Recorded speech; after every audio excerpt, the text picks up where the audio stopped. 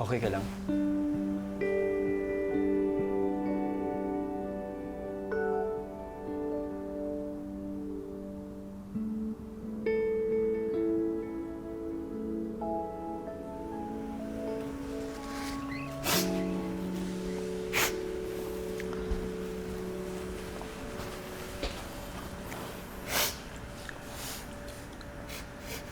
Huwag ka nang mahiya.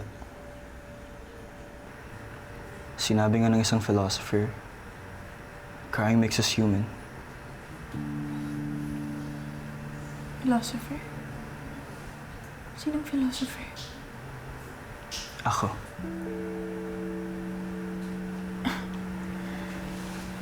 So, ikaw pala ang philosopher sa mga friend.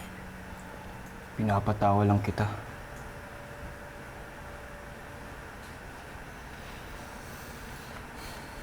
Salamat. Aware ka naman siguro na pinagtitipan ka lang nila, no? Alam ko naman yun eh. Ramdam na ramdam kong challenge nila ako. Pero ano bang magagawa ko? Eh ako naman talaga yung cook nyo eh. At ang kabilin-bilinan sa akin, kayo ang priority ko.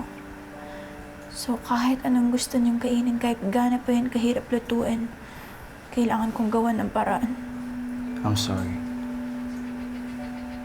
Sorry ka nang sorry. Ikaw nga walang dapat ikasorry. Scrambled egg nga lang pinaluto mo eh. To be fair, perfect yung scrambled eggs ko.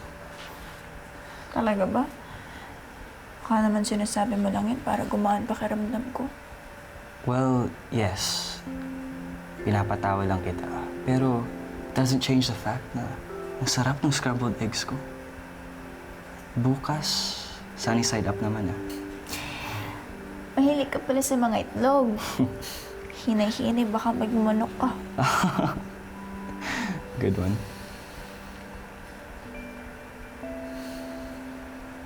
Salamat ha.